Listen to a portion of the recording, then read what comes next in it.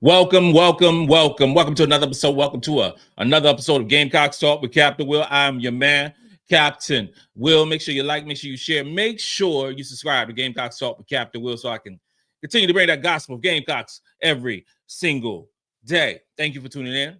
Appreciate it. Thank you very much. Thank you for all the day ones, and thank you for all the new folks who are just getting familiar with your man, Captain Will. Follow me on Twitter at Gamecocks Talk. Follow me on Instagram at Gamecocks Talk with Captain Will. And wherever you get your podcast, you can find your man, Captain Will. Thank you.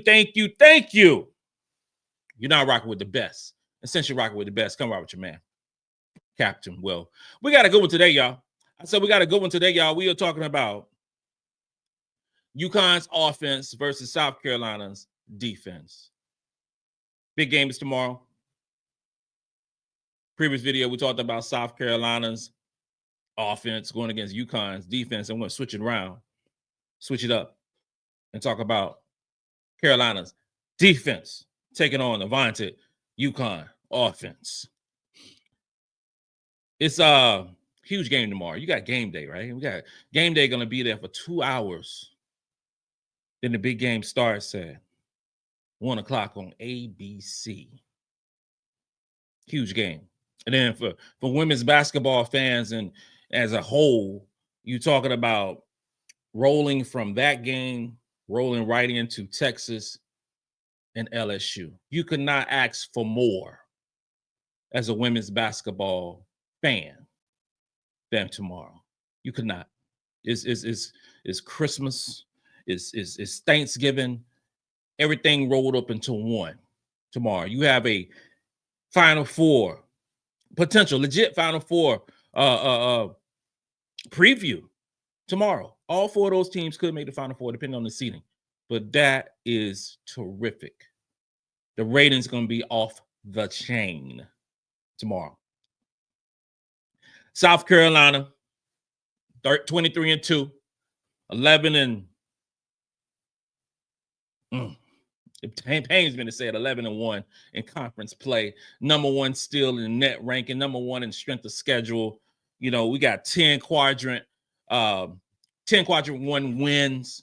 We're 9-2 against top 25 teams. You know, actually top 25 teams in the net, not the AP poll. No. We don't discuss that. We don't discuss that AP poll on here. We don't talk about that. UConn has a 23-3 record. They have a 14-0 conference, but we know how the Big Least is. We know how they are. But they got a 14-0 record in the conference play.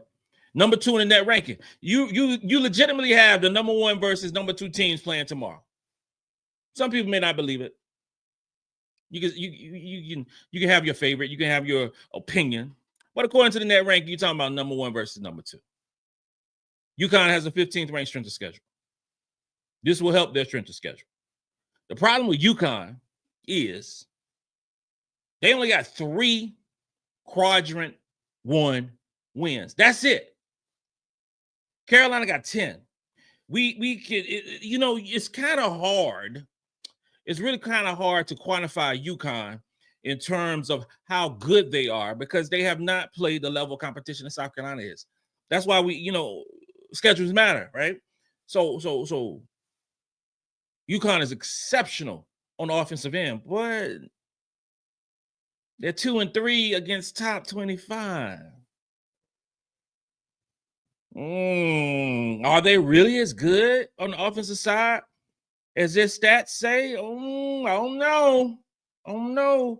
UConn 2-3 in the top 25. South Carolina 9-2 in the top 25. We played 11 games against top 25 opponents. UConn's played 5, and of those 5, they lost 3 of them. We'll see how good UConn is in tomorrow afternoon's game. The stakes are huge. We talk about number 1 seeds. We talking about, bragging rights for both fan bases. We talking about 2 legendary Hall of Fame coaches who will go down as the best to do it. You talking about so many quality players on both sides. This is great for the culture of women's basketball tomorrow. Terrific. You know, we're talking about UConn. You cannot start discussing UConn without talking about Paige Bueckers. She's played a long time. She is a terrific basketball player, one of the best overall players in the country. She is a special. But it's kind of crazy that the two freshmen are taking the headlines in this game. I don't know what game they has in store tomorrow, but you're going to hear a whole lot about it. Joyce Edwards. You're going to hear a whole lot about Sarah Strong. You have to. They got to fill 2 hours. There's going to be a whole lot of stories that we're going to hear about both of those players. And it's going to be some Tina Pow sprinkling them, Paige Bueckers, AZ Fudd, you know, the injury history, all those great storylines, Raven. I just can't wait for all the stories. You know, you just got to, you know, that, you know, showcase for women's sports. I just love all of it. I love all of it. UConn has the number 1 ranked offensive field goal percentage in the country. Number 1. UConn has the best assist to turnover ratio in the country. UConn has the second best offensive rating in the country. Second best 2-point percentage in the country. Second in assists per basketball game. 5th in fewest turnovers per game. 6th in 3-point percentage and 15th in assist percentage. UConn's offensive numbers are off the chart. They are stupid. It is crazy how good statistically this offense is. They are the 15th best strength of schedule. So I can't take all of those offensive numbers and just poo-poo them. I can't do all of it. But are they really that good? Are they really that good? Because these numbers are out of sight, out of this world. You first and field goal percentage, second and 2-point percentage, and then what is it? 6 and 3-point percentage. UConn should blow every team out off their offense alone. This is why there are conversations about, you know, Sarah Strong being National Player of the Year. Not National Freshman Player of the Year. We talk about National Player of the Year along with Paige Bueckers. Because these numbers are stupid. They're just out of control. But here's the thing. It ain't no doom and gloom on the South Carolina's end on defense, especially playing at the Colonial Life Arena. We're not gonna, sit around and piss in our canteen and be all upset about that. We're not gonna do that. We're not gonna do that because Carolina, with the number 1 ranked strength of schedule, after playing 11 teams in the top 25, still is 4th in 2-point percentage allowed. 5th in field goal percentage allowed. 5th in blocks per game. 8th in overall defensive rating. Those stats pretty good. 9th in block percentage. Those stats are great. This will be the best defensive team that UConn has played all year. By far. The best defensive team. It's going to be fun. Watching this locomotive called UConn going against this beast of a wall in South Carolina. It's going to be so much fun. The offensive weapons for UConn, like I said before, is led by Paige Bueckers. Paige Bueckers has the highest offensive rating for UConn, 133.3. She's getting you 29 minutes. 29 minutes. She's shooting 54% from the field on 13 attempts. Okay, she's shooting 42% from the 3-point line on 5 attempts, 87% from the free throw line, giving you 4 assists and only 1 turnover. Those are Paige Bueckers type numbers. That is the reason why Paige Bueckers is on top of being an incredible defender, while she's going to be number 1 overall pick in the WNBA draft this year. That's why. That is why. And then second in offensive rating, you got Sarah Strong, who's getting you 129.2 offensive rating in 29 minutes, 57% from the field on 12 field goal attempts. And here's the key thing, because just watching Sarah Strong in high school, we knew she could shoot that three. She was a bucket getter in high school, and being 6'2" and being one of the best shooters in the country in high school last year, she's shooting 36% from the three-point line on 4 attempts, 76% from the field, 3 assists, and getting you 2 turnovers. That's Sarah Strong. And the third wheel on this tricycle, if you will, is AZ Fudd, 122 offensive rating, 23 minutes. She's shooting 49% for the field. She's shooting a crazy number. 49% for the field on 10 attempts, while also shooting 47% from three-point line on 5 attempts. They're going to shoot the ball. Those 3 right there are going to shoot the basketball behind the 3. It's our job to prevent that. They shoot AZ Fudd shooting 94% from the free throw line, getting you a couple assists and a turnover. When you add it up with Fudd shooting 5 attempts, you got Sarah Strong shooting 4 attempts and Paige Becker shooting 5 attempts. 3 high quality shooters and all around players for UConn. Tremendous. But here's the thing, ladies and gentlemen. When you talk about Paige Beckers,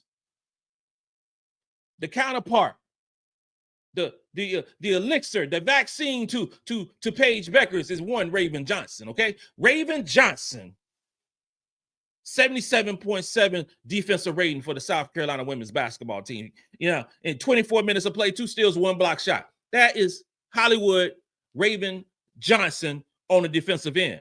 Now, you're going to get some Raven Johnson on Paige Beckers. You're going to get some MiLaysia Fulwiley as well. Now, her defensive rating is 76.7. 19 minutes, 1 steal, 1 block shot per game. You're going to see a combination of both of those players going up against Paige Beckers. Now, both of those players are going to be, in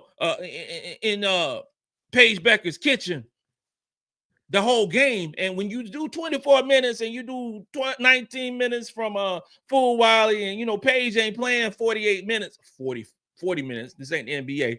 Ain't playing minutes like that. She give you 29 minutes of effective play. Will she play more than 29 minutes tomorrow? Probably so. But I want either one of those players in Hollywood or Lay on Paige Beckers. Now, when both of them in the basketball game, which we will see, I want Lay on Paige Beckers, and I want Raven to either be on KK Arnold or whoever.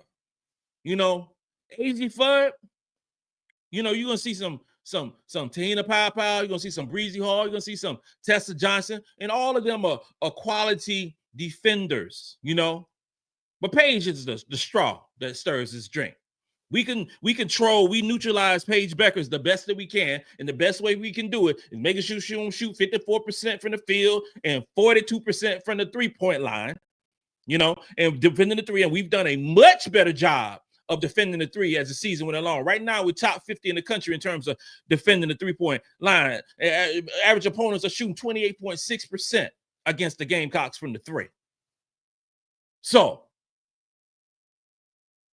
we got to guard them, those 2 guards. Now the situation with Sarah Strong, that's a tough ass. She's an offensive juggernaut while also being a very good defender. But with Sarah Strong stomping into the Colonial Life Arena, where she's been there before. Sarah Strong been there before. It's not unseen territory. It's not uncommon, if you will. And again, we're going to try to make this Sarah Strong versus Joyce Edwards versus Sarah Strong. But here's the deal. Sarah Strong is starting the basketball game, okay? She's starting the game. She's going to get you 28 minutes. So she's going to see some Joyce defending her. And Joyce is going to see some Sarah Strong defending her during this course of this game. But make no mistake about it. The best defender on our basketball team right now on this day is Sania Feagin, giving you a 75.3 defensive rating with 19 minutes, 1 steal, and 2 blocks per game. That is the first line of defense against Sarah Strong. If Sania Feagin can guard Sarah Strong and not let her go wild at the 3-point line, nor in the post doing some crazy offensive moves, we got a situation. We got a ball game. We got that. Now, you're going to get some of Sania Feagin. You're going to get some of Chloe Kitts. Chloe has a defensive rating of 76.2 on 20 minutes a game and 1 steal and 1 block. The combination of those 2 players, I believe we're going to get the bulk of Sarah Strong. When Joyce comes into the basketball game, we'll see some of that combination. Can't wait to see it. Can't wait to see any. I mean, it's just going to be so fun. It's going to be so great watching those players play in high school against each other. And I'm talking about Sarah and I'm talking about Joyce to actually on the in high level Division I or ABC television for all the millions and millions of the Gamecock fans watching. It's going to be so much fun. Now you have some advantages and disadvantages in this huge basketball game. One of the advantages that South Carolina has is rebounding. South Carolina's a better rebounding team than Connecticut. Make no mistake about it. We are. And we should see that tomorrow. If UConn wins the rebounding edge, we in a difficult situation. If Carolina wins the defensive edge and boxes out on the defensive end, we should win this ball game. Okay. Now, but in terms of with Connecticut, you know, they shoot the 3 so well. We got to make them feel uncomfortable. I'm curious on how this game gonna be called. Everybody's watching. Let the girls play. Let's see who's the best team. We ain't there to see no referees. Watch my grandson's basketball game this morning. He talking about 7 and 8-year-olds. The only thing we heard were whistles. I don't want to see that. When I told the ref, we ain't come to see y'all. We came to see my baby. You want to see that? No. We ain't come to see that. We want to see some high-quality basketball tomorrow. You know, and in terms of prediction, South Carolina wins by 7 points tomorrow. 7 points. Continue on this winning streak at the Colonial Life Arena. I think Carolina's going to wear them down. I think this could turn into 15 points easily by South Carolina. I think if Connecticut shoot the lights out tomorrow, I think the game could be much, much closer. If Connecticut shoot like Texas did against us, we're in a tough situation. If Connecticut could shoot 50% from the field and shoot, you know, if Connecticut shoot 40% or more from the 3-point line, because they take way more threes than Texas does. So if Connecticut shoot 23 pointers and hit 8 of them, we in a situation.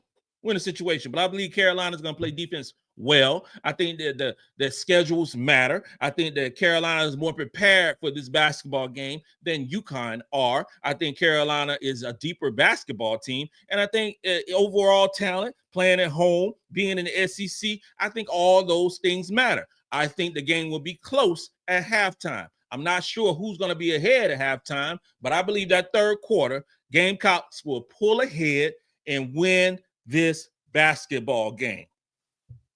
As we move on from UConn and go on to Arkansas or Kansas and to continue to this winning streak that we have, okay? The game, I can't wait. It's going to be tough to sleep at night because I just can't wait to wake up and participate in all the festivities. This concludes another episode of Gamecocks Talk with Captain Will. I'm your man, Captain Will. Make sure you like, make sure you share, make sure you subscribe to Gamecocks Talk with Captain Will so I continue to bring you that gospel Gamecocks every single day. Ladies and gentlemen, you are now rocking with the best. And since you're rocking with the best, come rock with your man, Captain Will. Let's go.